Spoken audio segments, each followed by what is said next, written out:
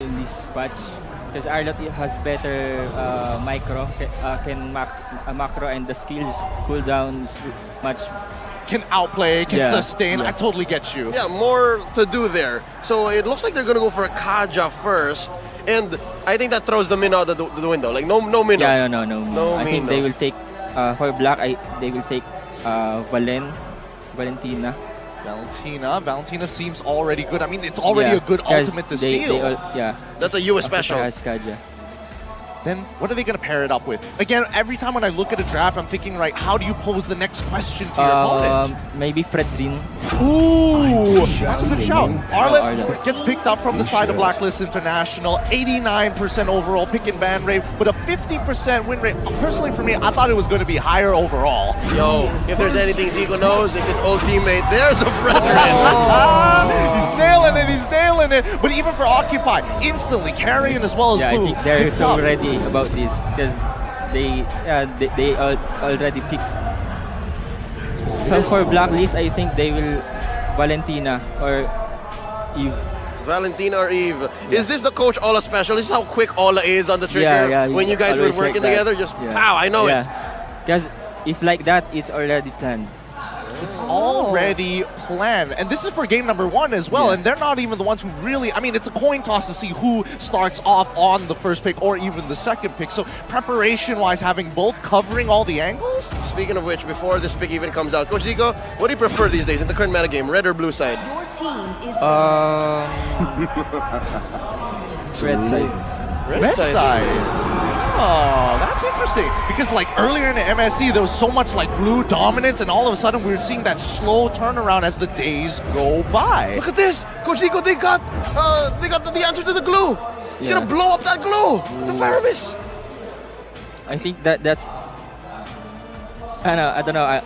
It's outdrafted for me. Is that something Ola didn't see coming? Ola didn't see coming. Yeah, maybe.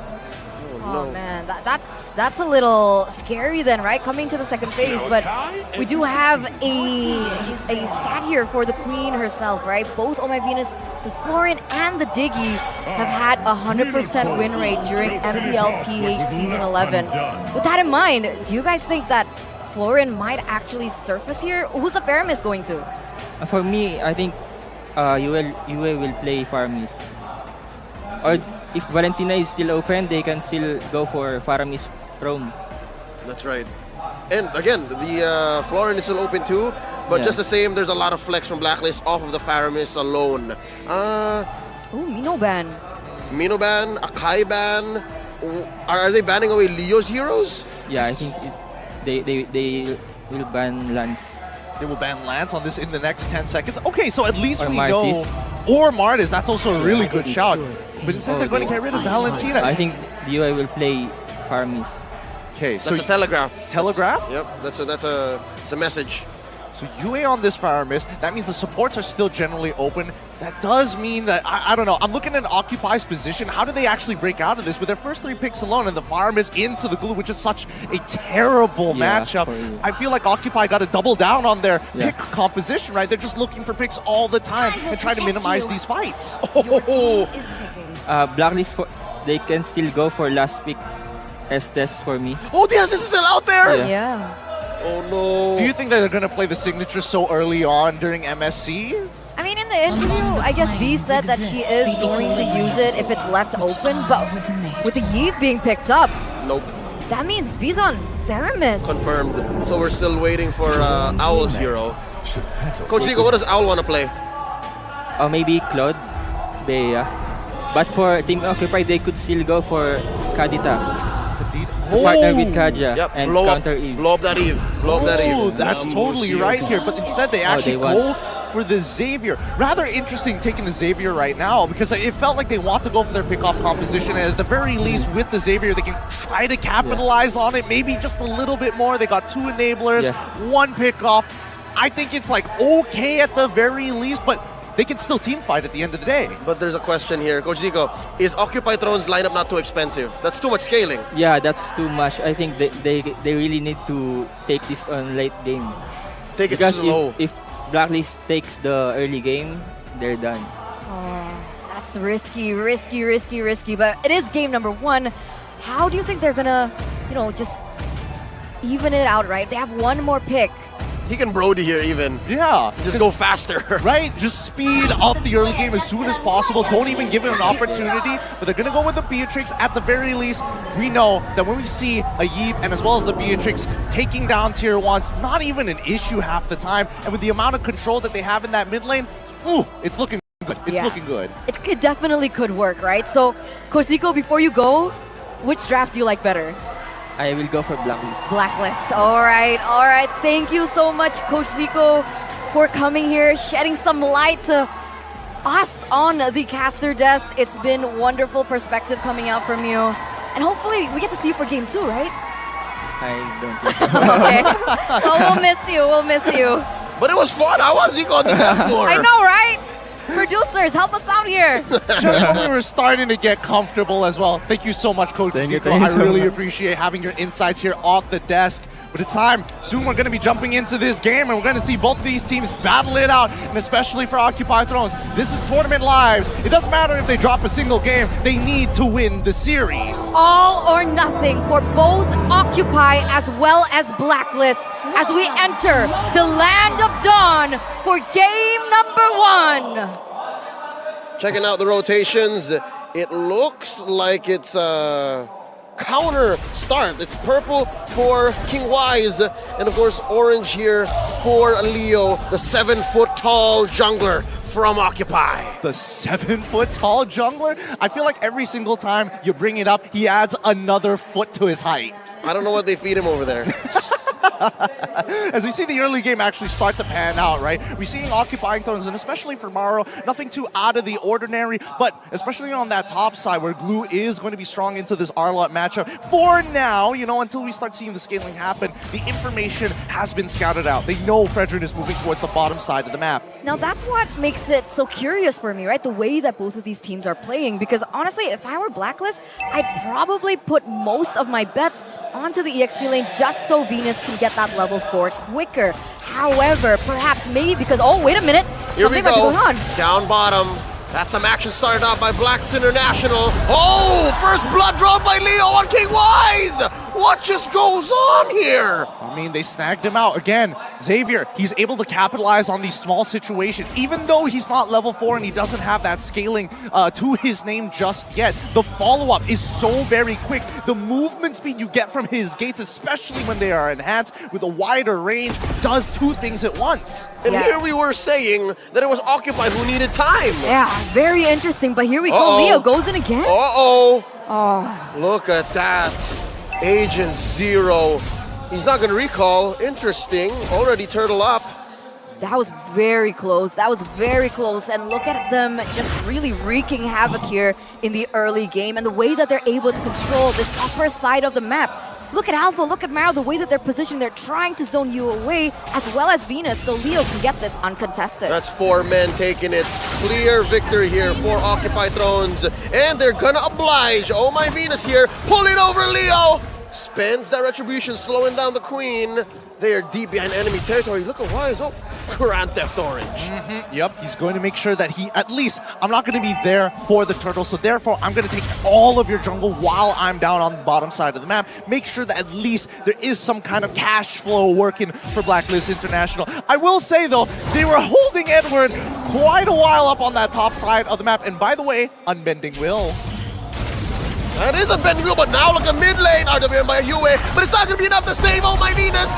Leo gets another. Alpha gets on out of there. Not enough damage from Owl just yet. What's going on? Occupy's winning the last 2 or 3 big engagements here. Yeah, you can see that being reflected to their economy, right? 1,200 gold lead already, and this is completely the opposite of what we expected from the drafting phase. Blacklist with the Beatrix, with the Fermis, and even the Eve, especially after level 4, should be able to have more say when these team fights go down, but what we're seeing is the exact opposite. How? How are they doing this? I think a lot of this is to the testament of Leo, right? His mechanics are keeping him extremely sharp. He's maxing out his stacks just so when he does go in for the puncture, it really hurts, or even the Thorn Rose, right? For the rest of the team, and especially for Owl, he's got to play it a little safer because he knows that Occupy have hounded him on this bottom side. Owl forces a flicker, but the DJ comes in. Owl didn't see that coming. He goes down. That's a kill going over to Occupy once more, and they're pressuring gold lane. Look at all my Venus and Wise. There's only so much they can do. Underneath, this tier 1 down bottom. Leo dives in. That's a fan execution spent in. Plus a puncture. Force the flicker from the Queen. Leo gets the kill. And there's the RWM by Yue. And they're still going to punish Wise. Vengeance going down. And here we go. Split from the glue. There's the final slash flickering on out. Occupy traded. Oh, what a rotation here. They're calling in Alpha. They're calling in all the guns to make sure that whenever they make a movement, they can capitalize on it 120%. They're not leaving it to chance, and I feel like Blacklist, they're trying to be as hyper efficient as they can, but a couple of missed mechanics, a couple of unfortunate positions, even with the RWM at maybe for the newcomers, the new bloods even, a little bit of nerves, but keep in mind, Edward is going to be looking to the rest of them. They're going to be trusting in the Queen's call overall to make sure that the team stays tight as possible. So it only gets better for better here on out for Blacklist International. Yeah, it's insane to see the development, right, from both of these teams right now after those few team fights. But so far, it seems like Owl, who should be having a better time in the lane, is already behind. Like, you can even see it in the EXP disparity, and that's exactly what Occupy wants up until this stage, and it's looking bleak, especially now that both of these teams are going for the next objective. That's a 2v2 up top. Turtle has been reset. That's the split already spent up. Edward knocking him up. There's the possession coming in, the pull onto Wise. Oh, Appraiser's Wrath coming in. There's another knock-up. Turtle still standing, a third of its life in. And they are going to let go. Down bottom, though. They pop the Queen once more. Kill going over to Speedy, but the Turtle goes over to Blacklist International. You can see how they're dividing and conquering, and now Blacklist are starting to adapt, figuring out where the movements are going to be. But Occupy, they want to continue this oppression down on the bot side of the map. The fact is, Speedy is still alive. He's got quite the goal lead on his hands against Owl, who's just trying to survive. Yeah, it's so unfortunate, right? You're not accustomed to seeing this. Sure, has some damage here, but up until this point, she's not able to reach her power spike just yet. Oh, the RWM keeping them where they need to be. Owl pops Speedy, and now from the west, there's another. Oh, that's a double for Owl. Oh, Smile was misplaced, and there's the Appraiser's Wrath and the knock-up. Still lacking the taunt, forcing out a flicker from Maro. Yue takes down the Kaja, and Leo is in trouble. There's a puncture on out, but look, Wise is gonna catch him, and will Wise finish? Oh, there it is. It's not enough. The taunt finally gets him down. Venus gets sweet revenge. Yep, this is a collaborative effort coming in from Blacklist International right now. They've fully adjusted to how Occupy have been playing the game. They made these off-tempo plays. They didn't expect Occupy to kind of disrespect the protocols that we're all used to when it comes down to these neutral fights. And now that they've adjusted, the entire team has kind of realigned themselves, and the calls coming in for Oh My Venus, impeccable as always. Oh no, that's a 3-man rotation up top.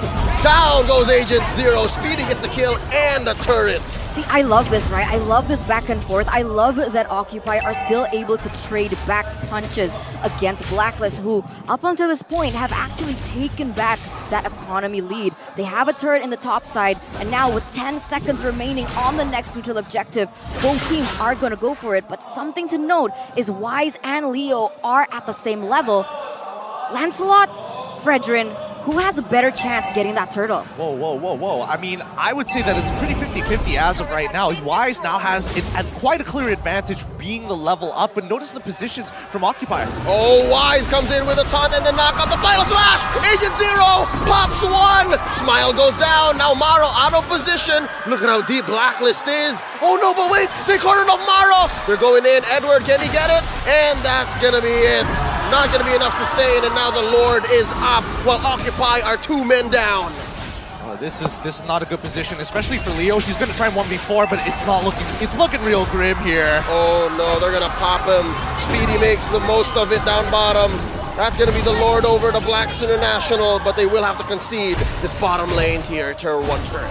And even then, it's not much of a loss, right? 2,000 gold lead already, and it's not just about the numbers, right? It's about the map control that they already have built for themselves. And one of the main things that Blacklist needs is that map control to utilize these pushes to be able to get into that back line and just prevent that damage from Smile from getting onto the members of Blacklist. Yep, and now with the Lord pushing down on all sides, Lord Empowered Minions pushing it down from all sides, everywhere. Blacklist International, notice that the movement's coming up from specifically Owl. He feels like he's going to get targeted again. And even for Edward, he doesn't mind too much, but at least with Wise, fishing for that information, knowing that at the very least, he can withstand the damage, and it doesn't really matter. He's got an early immortality, makes it even more of a reason why opening the map for him is going to be the best solution. Interesting. An early mortality for the Fredrin at 9 minutes. Well, I wonder how many items he's built up. Now Blacklist threatening this mid lane tier 1. Look at the back line. The sandwich play from the duo Edward and Wise. Now forcing a flicker away from Alpho as he goes for the split. And down bottom, it's Smile. Up top, it's Leo. Occupy seem to be scrambled. Yeah, it doesn't look like they wanted to commit onto that, but they also wanted to look for something else on the map, but even that they weren't able to achieve it just yet. I'm curious to see what the items are looking like here. Whoa. Venus is still able to get out. Still set. Oh my god! There's a knock-up onto Alpha. He's not going to live for long. Yue gets the kill, pushing back all of these members of Occupy behind their tier 2. Man, that's a little unfortunate there. And this is why, especially when you have the Arlet and when you're side lanes, once you unlock him out of it, the mid tier 1s and tier 2s, as much as I would like to emphasize the tier 1 mid being one of the most important objectives on the map to give you access into the jungle, with Arlet's displacement, you can make dives from many different angles and you can make it work. Just remember, it goes from left to right.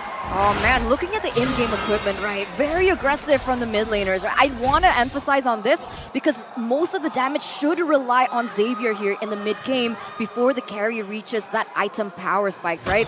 Only 2 items for him right now. Not enough damage in my opinion. It is going to feel onto Owl, but other than that... They oblige Alpha. He wasn't expecting that much damage. They pop the XP laner. Now that's a concealed play. Look at this underneath. Leo might be off position. Smile goes down. But wait, can Owl survive? There's a final slash from Edward. And now Wise surviving. He does have the immortality. Watch out. Dashing on through. Oh, this is a messy engagement. Wise is separated from the rest of Blacklist. Here comes my Venus and Owl as well. They might pop Owl's immortality. The answer is no, he lives. Leo, though, at 1/10 of his health, they push tier 1. They finally crack open that tier 1. Wise, he doesn't mind. He may be a little low, but the rest of his team should have more than enough damage. And with the passive, he's going to regenerate with not Sky Guardian's helmet, the Guardian's helmet, back to where he needs to be. But more importantly, do they really need this Lord? Personally, I don't feel like they want it. They want Occupy to walk out of their base. They want Occupy to get wiped out so they can finally finish this off. But notice that even Occupy don't want the Lord. They recognize that they could potentially lose a fight. Play to your strengths. You have a Kaja. Look for those angles. Yeah, they want to be masters at baiting right now, right? They needed to be able to bait Occupy to be able to get more on the board. And like you mentioned, they realize that Speedy just centralizes his focus on these objectives. Edward, the only one in the base to defend. Oh, those are 3 big siege minions. Edward has to do some work. At least Blacklist have gotten something off map. All this while, Occupy was playing footsies across. Now, Maro, look at this. Does he know that there's this bush? Oh, rings of order and lightning bombs through. No engage here. Oh man, I mean, he almost got snagged up mid-animation of the lightning bombs with the final slash coming in from Edward, just a pixel off from clipping him. But in the meantime, this is going according to Blacklist's plan, right? They wanted to play for that early game. Unfortunately, didn't go as well as they wanted to, but they can still recover from this. Occupy, on the other hand, if they can defend this upcoming Lord, make it to the 42k mark, at least we know that they have a chance in the later minutes. I'm guessing probably around the 16th minute is when you're going to see Occupy really hit that peak. Yeah, to put it into basic words, they just need to buy time, right? They need to buy time for Speedy to get online, for Smile as well, because at the end, Xavier, despite everything, he does still deal that damage from a really long range. And look at that kiting as we head into a technical pause. Ladies and gentlemen, it's only going to take a while. Don't worry. Remember, fair play is our utmost priority. We want to make sure that both the players, even the fans, you guys as well at home watching, get the best viewing experience and get the best playing experience as possible. Let's slow it down a bit. I did not expect that explosive of a start from a lineup that we expected to scale.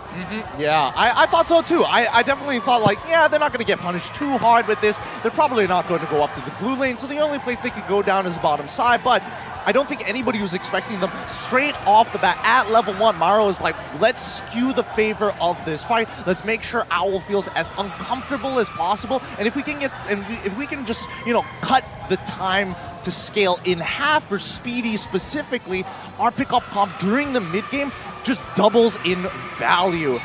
Oh, look at that. Look at the agents here in Cambodia. Man, I mean, we saw the agents in Indonesia, right, for M4 in Jakarta, and they were doing that much. And now they're here as well. Oh, the support for Blacklist is just amazing. I can confirm there are some Filipinos who actually took a break off of work, who booked tickets to fly out to Phnom Penh, and I'm guessing that's who you're seeing on camera. I also have to talk about the merch that they're giving out here, like the headbands with the crown as well. Genius idea, but at the same time, where do I get one? Yeah, right? Can I get one? Just outside. Just Oh, outside? yeah? Is it free? I'm guessing Is it freebies? there should be a Blacklist booth. Oh, okay. We know what we're going to be doing later, but in the meantime, the troubleshooting will take in place, and we can start talking about the game a little bit more. I'm expecting it to be pretty much an obvious ping issue.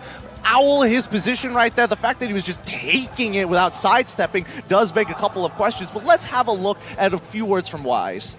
On representing NA for MSC, we can't underestimate any team in our group because the Philippines caster also said that it could be hard to go against Todak, wink wink. And Team Occupy almost beat RQ and M4, so we need to look out for everybody in our group. I did the wink wink for you, Gideon. Oh, thank you. Yeah. I appreciate it a lot. Just so you know. It might not necessarily be me, to be fair. It could also be LaFell. Yeah, at the LaFell's same not here, time. though. Or I'll me. take it. I'll take it. Or even Leo for that All matter. right, wink wink for Leo then. Thank you. I'm a but also a Blacklist fan. Now, I have a question, I right? love ML. We all do. All right. We all do. We Question. all love Mobile Legends. Question. Okay, yeah. Back to the question, right? With the disparity in gold and just objective disparity between Blacklist and Occupy, and you're saying that Occupy needs to buy time, is it still possible for them to get to a comeback? I think they're going to have to sacrifice some inhibitors here, but let's jump back into the fight. Whoa! Real world manipulation. Enough of a box to threaten the kill here. Eventually gets Maro, and there's an ult coming in from Owl. They do clear the wave. Occupy still breathing, and they take down the Lord as well, but there's still this huge wave crashing through. They did kill the minion, the siege minion. Down goes Smile, down goes Leo, Alpha as well. Where's Speedy? Defending down bottom. He's clearing that wave, but here comes Blacklist, making a beeline for the base. Ladies and gentlemen, what a statement from the M3 World Champions. They wiped out Occupy, but they're still breathing. Maro here, a little too hasty there. Yeah, Speedy gave up his life just to get rid of that low minion, and now Maro himself might have to do the same with the collapsing of the waves. RWM, Maro gets his immortality popped, and just like that, Blacklist takes game 1. Wow, Blacklist lead the series here. Best of 3, and it's funny, right? I asked you the question, is it still possible? And right as we come back from the pause, you can see Blacklist just obliterating Occupy there in the top lane. What a performance. What just the way, oh man, Blacklist still in form. Yeah, they are still in form there, but man, the timing of that tech pause could not have been any worse. Like, yes, it is a technical issue, but Maro had also flickered into the middle to try and catch Owl at the same time, and yet Maro ends up dying there for basically nothing. So I think for the most part of this, I'm going to say bypass this first game. We're looking for the second, and I think even for Occupy Thrones, they're like, all right, we had a decent early game. We had a solid plan. We got to keep Blacklist questioning. Throw questions at them and make them answer us. How do we not know that Blacklist is the home team? Look at the crowd. Look at how many fans are rushing to congratulate Owl, to congratulate Yue, and how alive Aeon 3 is. This is amazing. Yeah, we love it here. We love the crowd. And it's each and every game, right? It's not just Blacklist, it's not just a certain team, but these people come through to enjoy the game. The kid knows the pose. The kid knows so the pose cute. too. I love it. Stardom young. But here's one thing to bring up, all right? Not to take away anything from Blacklist's victory here that they just claimed in a snap. I'd like to say if you took a screenshot of the first 5 minutes of the game, who would have thought that we ended this way? Occupy put up a great fight. They started off with a bang. I think that's the main idea, right? It's not only just starting off with a bang, but also catching Blacklist with their feet tied a little bit, because Blacklist is very used to just dealing with teams who play extremely standard, following the protocols of setting up for specific timings, turtles, buffs, same every single time. But I think once you have teams that decide, you know what, we're not going to follow that. We're going to look for as many off-tempo plays as possible. And also, the way that they are attacking multiple sides of the map. Okay, let's keep going to the bottom side, punish Owl until we see Blacklist decide to adapt to that bottom. Instantly, you see Maro, all right, top side, let's go get Edward. Yeah, if Fel was here, he would say it's not how you start. It's how you finish. I think LaFell is watching at home with the biggest smile. Get well soon. With the biggest smile, and I'd like to think that there's more to this game. Okay, we'll take a look at the MVP though for game number 1, and it's gonna be Yue on the Eve. Now, one of the main things that I really wanted to talk about is how offensively this Eve just built, right? No defensive item whatsoever. Usually we see a brute force breastplate, and even then, 0 deaths. Exactly. No, his positioning is great, but more importantly, the fact that he follows up on a lot of these interesting fights, predicting, oh, you know what, I know you're going to flicker, so I'm just going to lay down the map to make sure that I cover every single one of these angles. His build, looking to get that mystery shop early, making sure that he gets the enchanted talisman and pairs it up with as many utility items before he gets that divine glaive, really sets the tone for the rest of the match. And let's keep in mind, this is his very first M-Series show debut, in a matter of fact. So the fact that he's walking away 5-0-12 is nuts. No way. Are you telling me that he's never been on an international stage yet before? Well, he did SEA Games, right? He did SEA Games. That's why I said M International. Okay. SC and M Series. But that's how he performed? That's insane. Right? You know, because remember, before Coach Zico left, we were talking about pressure, right, of the stage and so on and so forth. And as a player, as someone new to the scene, wouldn't you be like sweating? I know shaking? I would be sweating. I would be shaking. I'd be on the floor. I would be one, like, honestly, I would follow these pro players to a T. I'd be taking off my shoes, putting my feet up on these chairs, getting as comfortable as possible, just to kind of shake off these nerves. But if you take away the name tags, you might have imagined that was Haji playing all over again, that he was back with the team and just smacking kids left, right, and center, because his rotations, initially, it was kind of weird, right? We did see him control that mid lane, and that he was kind of doing his own thing until he gets the information from V. It's time to change. It's time to adapt. We need to make sure that we can cover for our boy on the bottom side, Owl, so he doesn't receive so much punishment. I mean, yeah, now that you mentioned it, right, taking a look at the replay here, just look at that, right? And even if he positions a little bit off, like, you can see that Blacklist, the other members, are just so quick to just defend him and just support him and make sure that nobody is able to get into that back line. And see, even here, Owl is still just waiting there in the back line to deal some damage on to the Leo. To Leo. Yeah, he's so quick that I can't, like, okay, that's Leo. He's fast. No, I'm not going to lie. Leo was trying to hold this game together, right? With the quick follow-ups, especially with the leadership of the shot calls from Leo as well as Maro, with Smile to kind of fill in the blanks wherever necessary. We're expecting to see, you know, a couple of change-ups, and that's what we saw. Like, Speedy and Alpha were working together on the opposite side of the map to try and fake out Blacklist, but they did not buy the bait. And once we finally get into these last few moments, I think Blacklist, once they've been unlocked from that lane and can start walking in and out of the enemy jungle, I think Occupy got really uncomfortable not playing the front to front. Wow, 14-minute game, 6-18. So different to how we begun that game. It's so interesting to see how the stats actually pan out.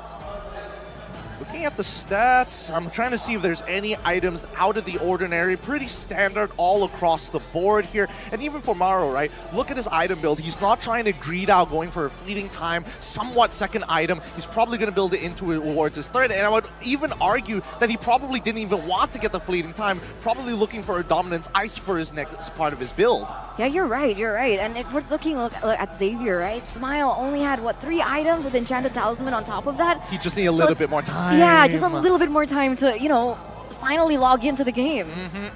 But if we look over at Blacklist International, I think a couple of things that are the standard. Number one, Wise coming out big time with an early immortality because he knows, hey, Speedy is going to be playing carry. That's my direct counter, and I know Maro's going to pull me at some point in time, maybe around the turtle fight. I reckon it was Guardian Helmet first, and then the immortality. And then that's, I think, a major win for Black. They understood that, hey, we got off on the wrong foot, talking about their own blunders in the early game that allowed Occupy to kind of play, again, the front to front as they did in the early game. So that's what when Wise said, you know what, okay, after the Guardian Helmet, they're going to go for me more, so I better build that immortality. I love it.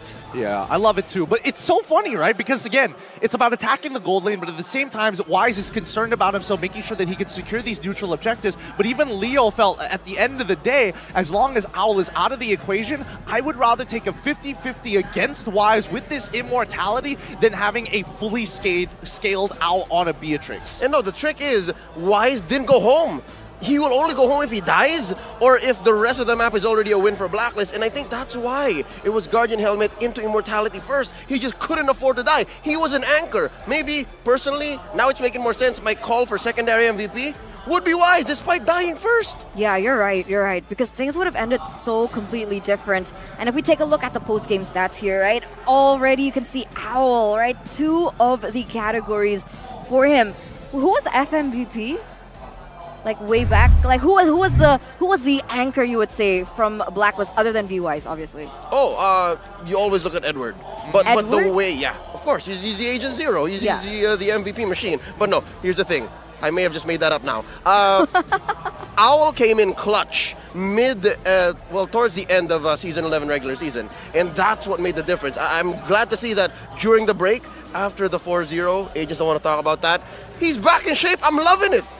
He's looking a lot better. I will agree. I mean, the early game, even though I thought that the nerves might get to him, especially when it's your debut and you're getting targeted this hard, every mistake just feels even worse. It's like, oh man, I should have positioned a little bit higher up in the brush so that I can get away with my flicker and not get caught by Maro. But instead, he gets caught, comes back in, gets attacked again, and with a dawning light from halfway across the world, it starts to get a bit frustrating. For sure. And even then, he's still able to pull through. So coming into game number 2, right? If you had to choose what to repair, either from draft, gameplay for Occupy, right? Because Occupy, they really need this win. Okay, maybe number 1, try to draft with better coverage, right? They got away somehow in the early to mid with the front to front, the hyper-aggressive, possibly even caught Blacklist off guard way of playing and lineup. Maybe play more fundamentally. Make sure that you don't have to scale up the Savior too much. Wait for Speedy to get on that marksman into the mid to late with more items. Cover up those bases, and then maybe you don't have to stumble too hard. All right, what about you? Personally, for me, I feel like I kind of agree with Leo, but I think that the way that they're handling the game, the decisions that are coming out from the side of Occupy Thrones is rather interesting because it's all about off-tempo plays and kind of straying away, understanding what the playbook is going to look like, the standardized playbook that everybody knows for MLBB, and taking it one step further by hyper-focusing on one side while still bouncing across whenever the adjustment is made to keep Blacklist on their toes. I think they do need to adjust their draft a little bit more. Yeah, I can't wait. I just really can't wait to get to the drafts, and it is coming soon. But you know what else is coming soon? Oh, what? The 2023 Project Next update. It's starting from 06/27. I think that's the 27th of a certain month. What is 6? June. The this one. revamped emblem system, eruditic story, brand new hero, generous events, and remarkable bonuses are about to meet you guys. So don't forget to log into the game if you want to know more about the new update. I wonder what's on the new update. I'm a bit What I'm curious. most excited for is the Allure, the new Erudicio story. I want to know what's up. I was looking at Leo, I was like, I know it's like, oh, emblem systems, that's going to completely change the meta. No. It's like, no, Erudicio, that's the story I want to hear. I want to know what's up. No, I think with that upcoming patch, keep your eyes for that day because there's going to be some scary stuff, and especially with the emblem changes, Mobile Legends might never be the same again. Yeah, there's more to study for me. I mean, you Like have the this book notebook. is gonna be like full just with the new update. So He's going to need another notebook. I'm gonna need a new notebook Or 2. or 2. With that being said here, coming in towards game number 2, I'm hoping to see that Occupy Thrones keep to their unorthodox well, not even unorthodox, just a hyper gank focus strategy. Pick up the tempo. Yeah. This is what Occupy is known for when they won their MPL MENA season recently. They've been back-to-back champions, and they've grown quite a bit, right? So I think I noted that they want to move first and move fast. We definitely saw them move first and move fast here, but what then? I think that's what we're looking for. Save for what we said earlier already, wherein Gideon partly agreed. I think they have to plan for the follow-up. They need to know what to do when they're ahead and make sure that they cover up the bases and they stop Wise from doing what he did here, where he bought back some level of control and allowed Blacklist to get the victory. I find that ironic, right? Because you said that Occupy want to move fast, move first, but they didn't draft that way. But they got away with it, right? Like Yeah, but like it could have been better, maybe. That's why. I guess Or that's at where least the mid-game power spike, you know? I guess that's where the draft will come into play. Maybe they adjust for that, and then they do better. Is that the Hitman? That was a Hitman. I think that might Who's have been the the Hitman. Renegade. Oh, why do you call him the Hitman? That's his name. That's his name? Yeah. Renegade's name? Oh, his title. Yeah. His nick? Just don't say it 3 times in a row. He's going to come after Oh, you I'm scared. afterwards. Okay, Yeah, I'm don't sorry. worry. I'm sorry. And if he does come onto the stage, then you might not see me in the desk anymore, if you know what I'm saying. We'll just be seeing Oh. Renegade in your blazer the whole time casting for you, impersonation. Maybe. I'm kind of scared now. We might not even be able to tell the difference, to be honest with you. At this point of time, I do think that especially if you're in Occupy Throne's position, yeah, the scaling is great, but do you think that they're getting in their heads a little bit? Like, I wish Coach Zico was here once more so I can kind of walk me through that draft Right? one more time. Because again, the ideas were there. We wanted to see, we want to see Blacklist play the U-base strat. We want to see the Minotaur go head-to-head against it and maybe a couple of counter draft picks. But what we saw from Occupy, especially when in terms of the bans, a lot of it just revolved around, hey, counter draft every single time. I expect you to play the Minotaur. I expect you to go for some hard engage. Okay, Leo can cosplay What? Coach Zico. No. You can't? I can't. His mind is irreplaceable. That's I was going to say, where is he? Because again, yes, I agree. Despite there being picks or trades that were not called out, the beat for beat, right? The principle was there, and he helped us understand.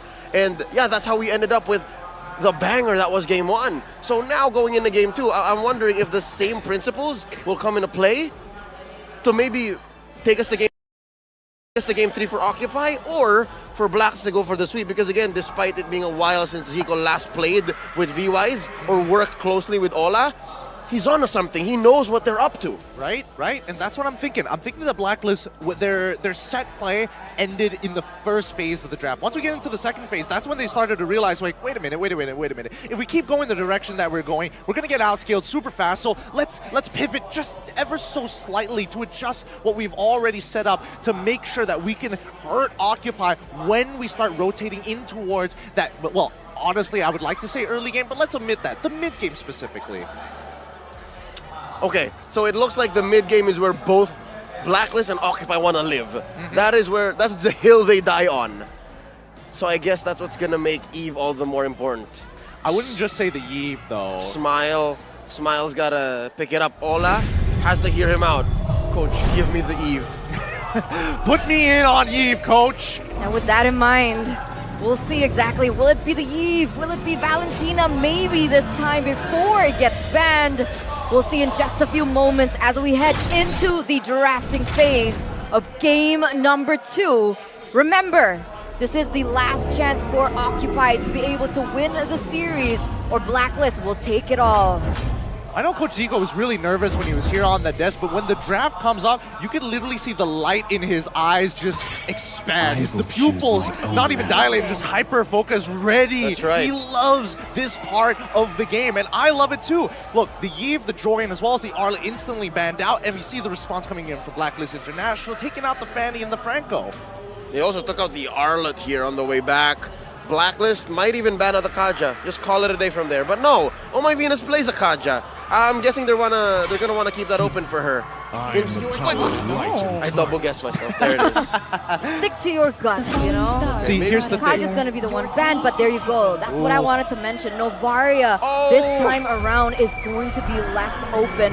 A similar kind of role, I would say, to the Xavier, and the difference is Novaria just has so much utility in her kit. She has the damage, she's able to open up map, open up vision for the team as well.